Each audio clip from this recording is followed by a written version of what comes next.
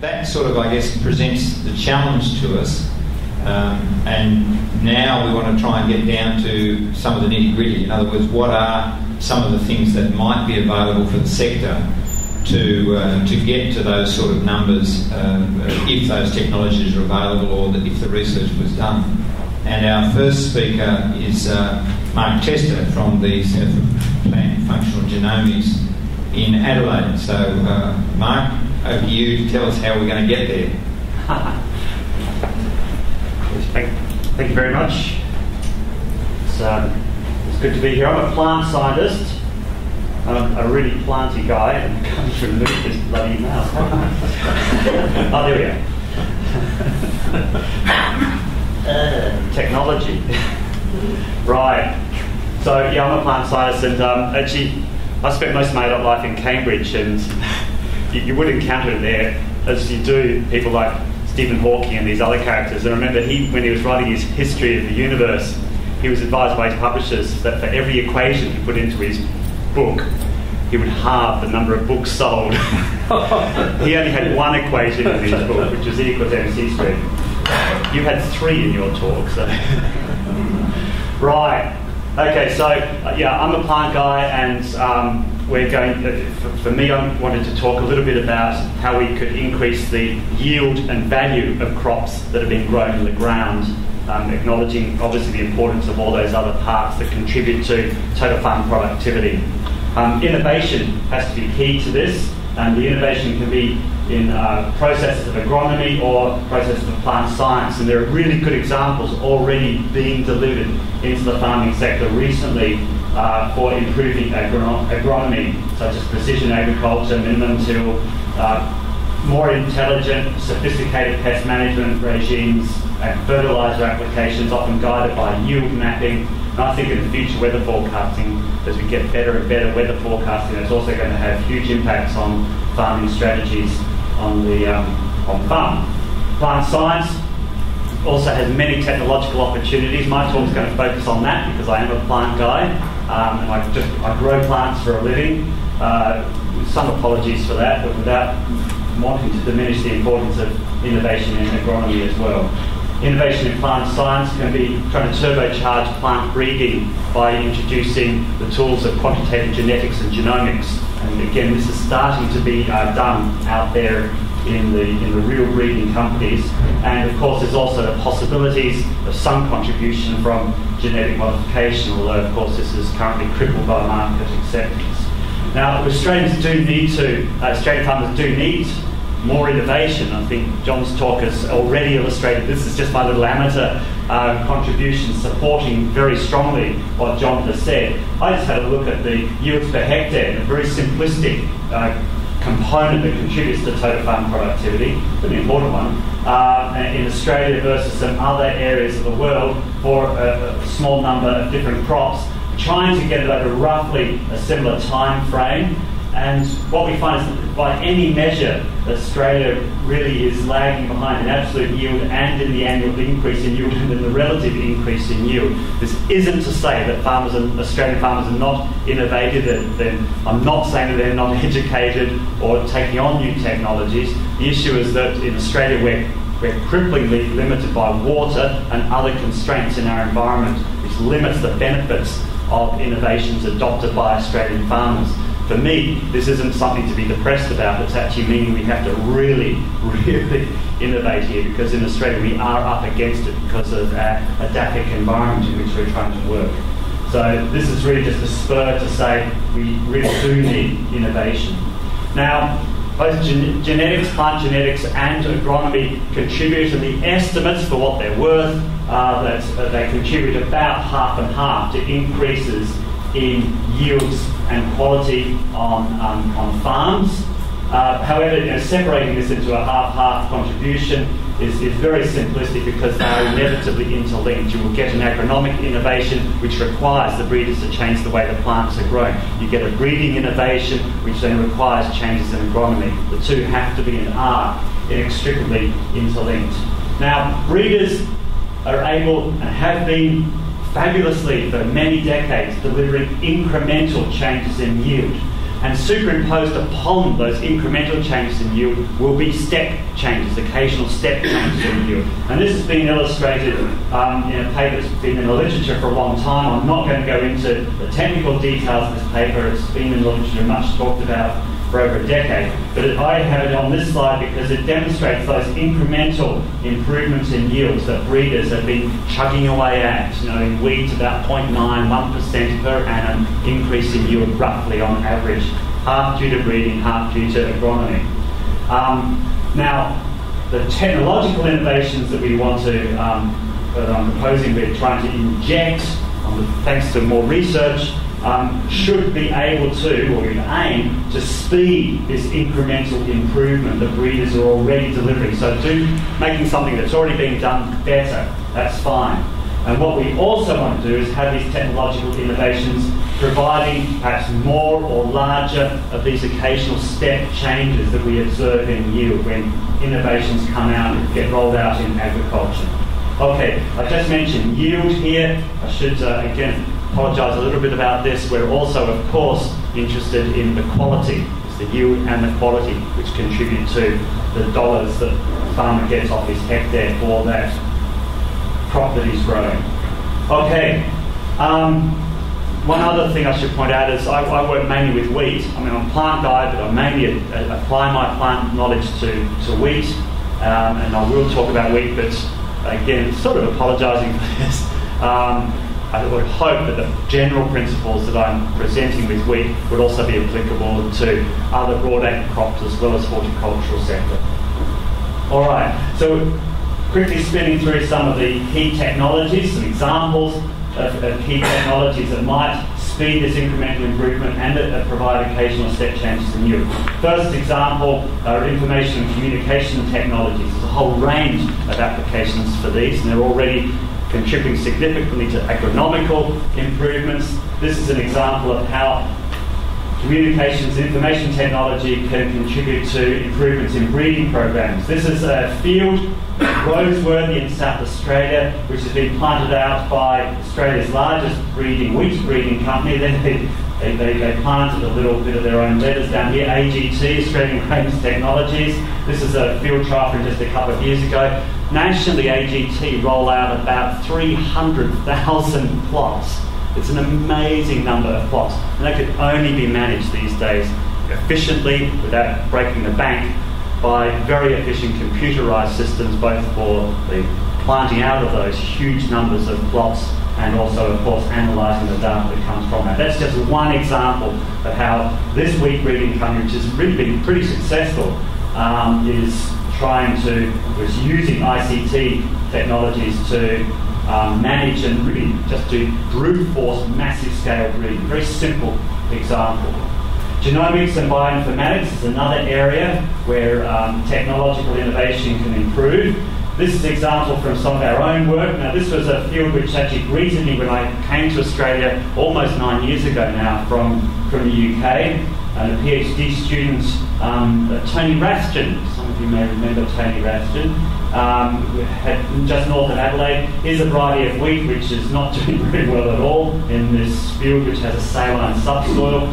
Varieties flankiers are doing much better. I came here to ask the question, what genes are in these varieties that are doing well that are lacking from this variety which is doing very poorly? And of course, sod's law being a shears farmers would prefer to grow this because of some quality traits in this variety. So we're able to discover the genes that are in these tough varieties and transfer those into this weak variety to make it more salt tolerant, for the example of my own research. Now, I thought that was pretty much a lifetime's research. One PhD student licked this in 3 years, thanks to genomics. And this work, which was really led, I was an active participant, was really led by CSIRO. I want to acknowledge their importance in this type of innovation. Rana Mums, a colleague in Canberra, she and I collaborated, and she in particular driving this over several years with our joint PhD students, discovered the gene that was responsible for that difference in yield and integrated it into a commercial variety of wheat. And when you grew that variety of wheat, on a field where the yields have been reduced due to the subsoil salinity, you've got a significant, a 25% increase in yield on those high saline sites. And importantly, on the lower saline sites, there was no yield penalty. So this looks like an application where one PhD student using the tools of genomics could discover the gene that was responsible for that salinity tolerance in this example, and then subsequently CSIRO integrates that gene using the tools of traditional breeding, no GM. There was enough variability out there. Using the tools of GM, we're able to get this type of yield increase on a saline soil. I reckon that's great. And that's one example where research can try to lead to some contribution in yields out there in the real fields. But all facilitated, this would have been impossible even 10 years ago because we now have the tools of genomics and genetics. Okay, genetic modification is sometimes also required where when us research guys discover a particular gene that contributes to some type of trait, we are then not able to find naturally occurring variation. So genetic modification allows us to inject on top of the naturally occurring variation more variation. We've got another pretty spectacular example here where we've genetically modified this example of wheat. That is barley. We're doing it in wheat as well. A gene which helps, it actually does quite a few things to the plant's physiology and growth, but we stuck it in because it helps the plant lock away the salts in inside storage organs inside each cell. Storage organs called vacuoles. And in the low salt part, this is a field trial in Western Australia, this time opposite side of the country, safely away from the eastern suburbs of Sydney and the anti-GM activists, where we grow this relatively, completely undisturbed at the moment, thank goodness. How widely broadcast is this video? Anyway, so we have here on the low salt part of the field, the plant's growing pretty well without and with the gene. We actually made a bit of a mistake and really hammered these plants and planted them a little bit too far down in the field site. We're still beginners in some of these GM field trials because they are difficult. But it makes for a very spectacular set of results. The plants without the gene are basically dead, and with the gene we're actually getting a reasonable number of seed per plant. On average we were getting in the order of 60 seed per plant in the presence of the gene in this very high saline part of the field, and in the absence of the gene very, very little seed at all. So quite a spectacular result. We're doing the experiment again this year and just keep wishing us luck. By eye, the plants look fabulous. We were just there a few weeks ago. They're being harvested next week. So genetic modification can have some contribution, and I tell you, if we're able to get that particular transgenic event out into the fields, I really genuinely think we'll be able to make a contribution. So it's exciting opportunities on saline soils at least. Another opportunity, technological innovation, is hybrid breeding. There's a little bit of buzz about this out there at the moment, and certainly a lot of the large multinational companies are developing big programs to try to introduce hybrid breeding into crops such as wheat. Now, the key thing with hybrid breeding is the need to balance the cost of seed production, which is inevitably significantly higher for hybrid breeding, against the advantage we get from the increased vigour of the F1 hybrids. This is called a heterotic advantage. You have to say that very carefully. And this heterotic advantage is very significant in maize, and it's really driven this spectacular improvement in yield per hectare in maize, especially in North America over the last 50 years. The heterotic advantage is much, much smaller in wheat, and it's really a bit of a marginal call whether this increase in the cost of seed production will ever be offset against this higher heterotic advantage that we see in wheat. There's another extra agenda though why the multinationals are interested in hybrid wheat, is that it makes the farmers dependent, or if they get a sufficient heterotic advantage, it will make the farmers more dependent on purchasing a seed from a particular company, and thus the company will also be able to inject and gain the benefits from introducing transgenes, such as genes for reducing pesticide inputs for farmers, or increasing quality traits, or nitrogen use efficiency. There's some of the big traits that the big multinationals are wanting to do, and why one of the main reasons they're introducing these big programs on hybrid breeding. It's all innovation, and it can do well. This is just a little thing which I've been doing over the last 5 years without 1 cent of funding from any plant science. Where I managed to raise a lot of money for this project, stealing it, if you like, from astronomers and oceanographers and other such characters. And we managed to get a facility for high throughput phenotyping. The tools of genetic modification and genomics are really very powerful now, and much more powerful than our ability to measure the outputs, the results, the impacts on yield from those manipulations. And so I realised that me with my plant physiology tools coming from Cambridge, they weren't much more sophisticated than a ruler and a balance. And we've got opportunities, technological opportunities, to move into the 20th century at least in physiology, if not the 21st. And this is using robotics and imaging technologies and powerful computing to automatically phenotype plants, measure the effects of environmental manipulations on those plants, and how the genetic makeup of that plant alters the way those plants respond to the environmental manipulations such as salinity. So we're bringing together with this facility physiology and genetics to do things that we've never been able to do before, to look at the genetic makeup, because we're able to measure automatically thousands of plants at the same time without killing off too many students or technicians along the way. So we're able to do things we've never been able to do before. And this is actually, I think, a non-trivial new technological innovation being in plant science. This is the first facility of this type in the world, and we had it in Australia, so it was good. So that can hopefully help us milk more the benefits that genetics and genomics are bringing us. Okay, so what are we going to do with all these fancy technologies? What traits are we going to target? We're wanting to use these technologies to decrease inputs, in particular of nitrogen, which is a major expense now for Australian farmers. And of course, to increase outputs, whether that be yield or quality outputs. More specifically, I think major targets which we need for Australia is to increase the nitrogen use efficiency of our crops because of that cost of that input.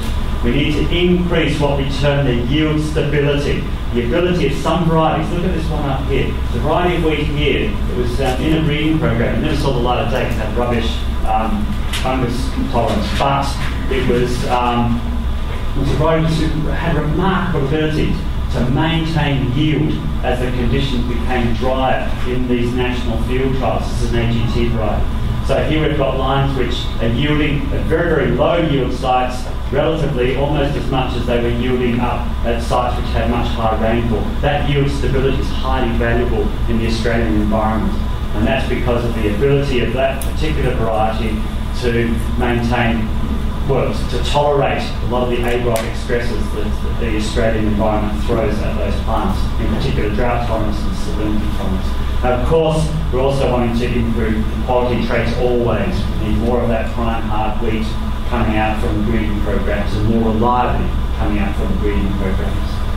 I actually think this is a final note down here. There's a lot of emphasis on increasing the yield potential, just making the plants bigger and being able to, if they have all the water and nitrogen that they want in the world, just getting more tonnes per hectare. I actually think theoretically those opportunities is really quite limited, and that we're much better in Australia to target this type of trait and ability to have yield stability rather than yield per se.